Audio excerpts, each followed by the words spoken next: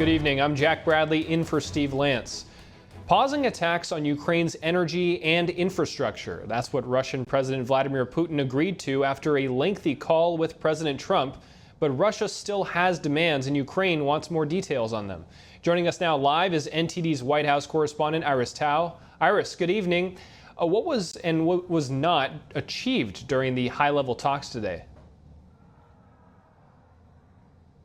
Good evening to you, Jack. So after talking for about an hour and a half this morning, both President Trump and Russian President Vladimir Putin agreed that Russia would now pause its attacks on Ukraine's energy and infrastructure for 30 days. And it comes after the White House the day before says they're on the 10th yard line of achieving peace. Watch. We're on the 10th yard line of peace, and we've never been closer to a peace deal than we are in this moment. And the president, as you know, is determined to get one done. Well, both leaders have agreed that they want lasting peace as an outcome of the Ukraine war, but there's no indication in either side's readout that Putin has agreed to a broader 30-day ceasefire between Russia and Ukraine that President Trump has endorsed and Ukraine has said yes to. And President Trump in the afternoon did say, though, they're working quickly to bring a complete ceasefire, and the White House says such negotiations will take place immediately in the Middle East. Jack. Iris, what did the Kremlin say about the call today, and how's Ukraine responding to all this? Sure. So the Kremlin, in its version of the readout, mentioned something that the White House did not in its description of the call, which is that President Putin demanded there going to be a halt of all foreign military aid and intelligence sharing to Ukraine, calling it a key condition to what they call to prevent the escalation of conflict. But it's unclear, though, how the U.S. will actually act on it. The Ukrainian president, meanwhile, responded by saying that they also support a temporary energy ceasefire. But Zelensky says he wants more details about what exactly was talked about in today's call, adding that he wants to call Trump on the phone. Watch.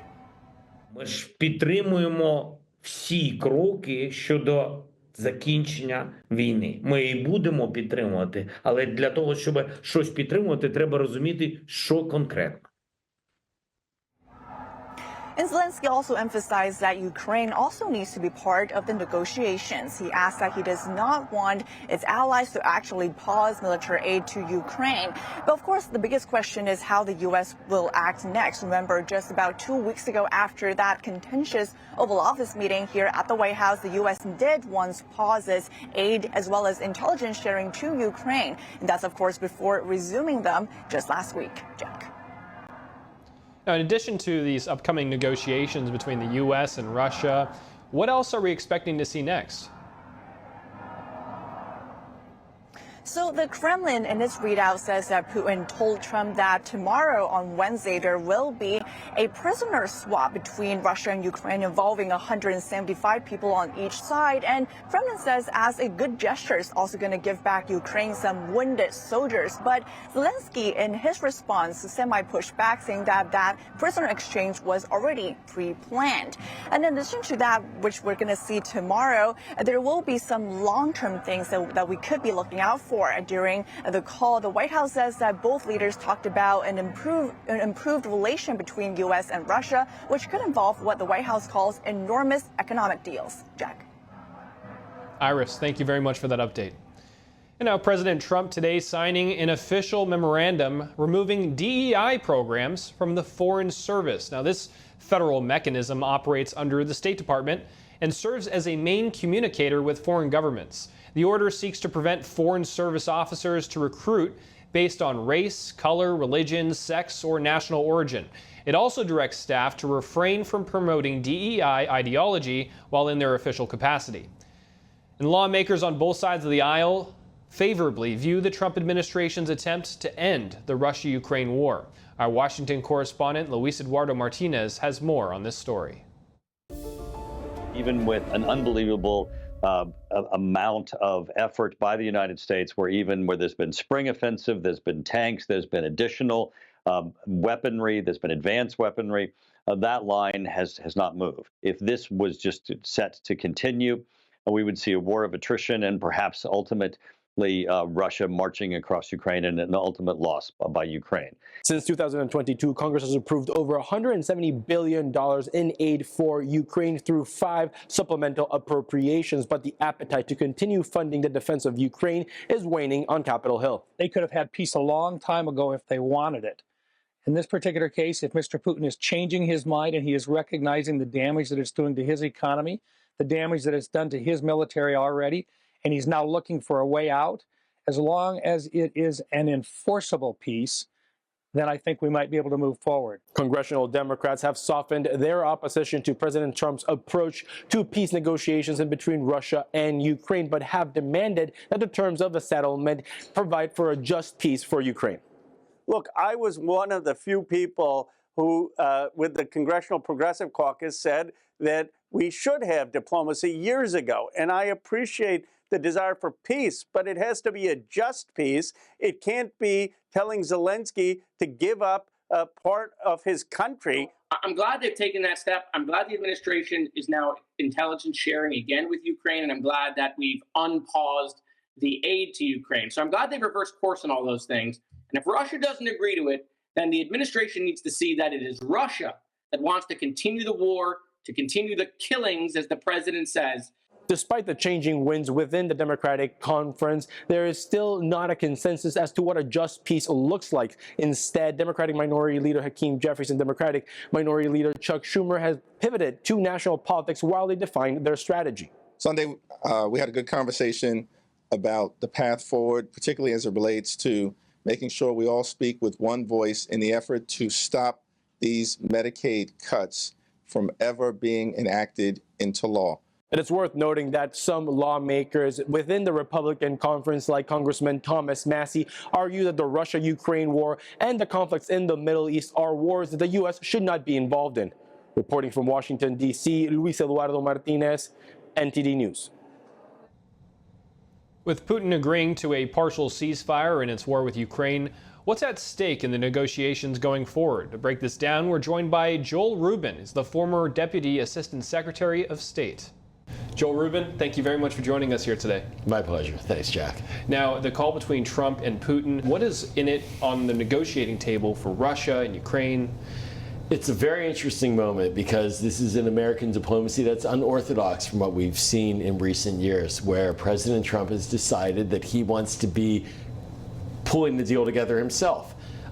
There's a concern, of course, however, which is that Ukraine and Russia ultimately will need to iron out their differences at the table. President Trump can carry certain messages, but he can't impose his view of what the deal should look like and have it be sustainable. So I believe this call, in an ideal world, will demonstrate leadership of the United States, and he can come out explaining parameters for a negotiation, what the Ukrainians want, what the Russians want, in broad strokes, enough to the point where hopefully a ceasefire is announced and then negotiations commence between the parties. Mm-hmm. Trump has said that what's on the negotiating table here could be a power plant that's in between Russia and Ukraine, as well as land disputes. What concessions have to be made here? Yeah, this is one of the tricky parts. If President Trump starts getting into the details and listening to one side and saying, oh, I agree with that power plant, Vladimir Putin wants it, it's a nuclear power plant, he should have it.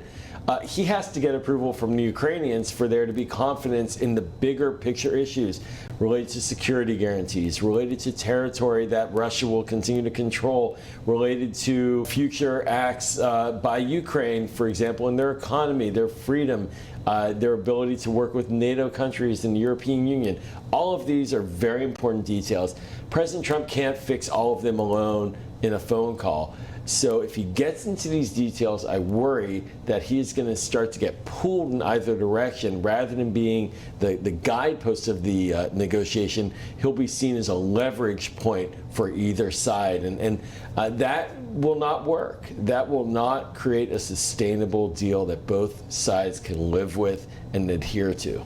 And how are European allies viewing all this? Are they concerned that Ukraine might be barred from NATO forever? Yeah, I mean, I'm glad you brought it up, because the Europeans are, in many ways, more interested in this outcome than the United States. They live there. They're right next door to Ukraine. They're right next door to Russia. They've put more money into, despite what President Trump says, they've put more money into the Ukrainian economy and military than the United States.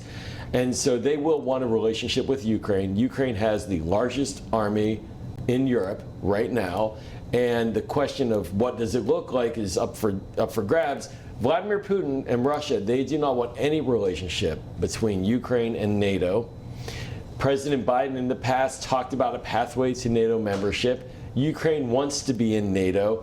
Something has to give, and that needs to be something that Ukraine and Russia talk about, with the United States pushing them forward to come to an agreement. And do you see as part of this that the U.S. will roll back sanctions on Russia that were imposed after the breakout of the war? Yeah, that's a great question. We have sanctions, clearly. Europe has sanctions as well. They oftentimes overlap and they reinforce each other. We should not unilaterally concede anything to the parties until they have an agreement. That keeps them at the table. Just as President Trump used some of his pressure tools, he publicly berated Volodymyr Zelensky, he withdrew some military support, he got Zelensky's attention. The United States has sanctions on Russia. That's been getting Putin's attention for many years. We should pull off sanctions when there is an agreement that the parties can live with, not before then. Mm-hmm. Now, Ukraine's foreign minister recently said that long-lasting and just peace can be achieved under President Trump. Does this signify Ukraine's optimism under this deal? I think they're realizing quite quickly, especially after the meeting in the Oval Office that really degenerated into an ugly spectacle. They're realizing that this is the ticket, this is the path, that President Trump is talking the language of peace, and he's going to be the president for the next almost 4 years. So they want to work with him and shape his goals. Now, this goes to the issue that I was describing where Vladimir Putin also is trying to shape President Trump. It would be beneficial to President Trump to not be shaped by either side, that ultimately to get them together and to shape what their negotiations are, but not to be pushed and pulled in a back and forth by both parties. So I think the Ukrainians, they're smart. They're figuring it out. They have to talk that language to make sure that President Trump continues to support the process. And do you see the Ukraine minerals deal with the U.S. and Russia minerals deal with the U.S. being a part of this negotiation? I mean, there are a couple ways to think about minerals. First and foremost, they're under the ground. There's not like an ongoing production capacity right now that Ukraine has and can put them online. This is a multi-year issue, a decades-long issue. In addition, many of the minerals that Ukraine is talking about are in the Donbass. They're in areas controlled by Russia. So there's technical and physical limitations. That said, they do want to sign a minerals agreement with the United States to pull in closer economic relations with the United States. So I think that's coming, but we should also remember that that is not a security assurance agreement. It is an economic, a commercial agreement. It does not guarantee or provide for security to Ukraine, which is something that they'll also ask for at the table. Joel Rubin, thank you very much for your insights here today. Appreciate it. In a breaking development, Israeli forces have resumed airstrikes against Hamas terrorists in the Gaza Strip. Now, this comes after the two sides were unable to agree upon a deal to extend the ceasefire and release more hostages. NTD's Jason Perry has the details. Residents in the Gaza Strip were seen scrambling to find survivors after Israel resumed airstrikes throughout the territory on Tuesday. Israeli forces released footage showing strikes on several targets in the Gaza Strip. Israel's government spokesman David Mincer explained. Hamas has rejected 2 concrete mediation proposals presented by the U.S. presidential envoy, Mr. Steve Witkoff, and other mediators.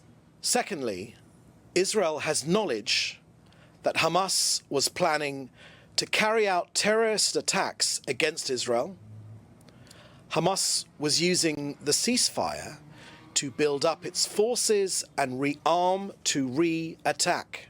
Israel reported killing the head of the Hamas government in the Gaza Strip and 3 other senior members of the terrorist group. including the head of Hamas's internal security forces, which Israel said was used for terrorist activity. Israeli Prime Minister Benjamin Netanyahu addressed the possibility of civilian casualties during the operations. We target Hamas terrorists. And when these terrorists embed themselves in civilian areas, when they use civilians as human shields, they're the ones who are responsible for all unintended casualties. Palestinian civilians should avoid any contact with Hamas terrorists. Israel also reported sending out evacuation orders in Arabic to the residents to move away from certain locations, including parts of the southern Gaza Strip. The situation is very hard and very bad. We didn't want it to reach this point and for the fighting to return like that. We were happy with the ceasefire, but praise be to God. And also from areas in the northern Gaza Strip.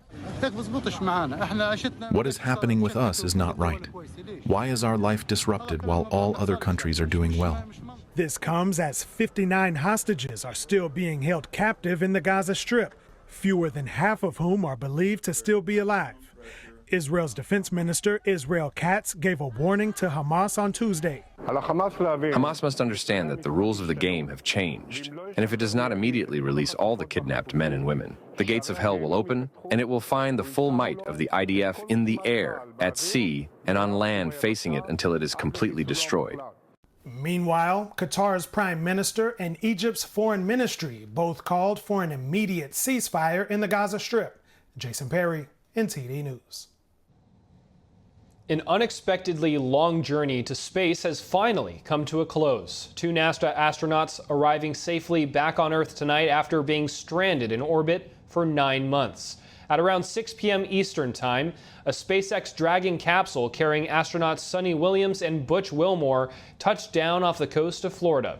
The pair boarded the aircraft this afternoon, concluding its routine staff rotation at the International Space Station. Williams and Wilmore were launched into orbit last June on a Boeing Starliner test flight. Originally set for an 8-day mission, their return was delayed due to issues with the aircraft, including a series of helium leaks. We'll hear from the astronauts live as they take questions later on in the show. Thank you for watching the Capitol Report. If you want to see our full broadcast, check us out at epochtv.com.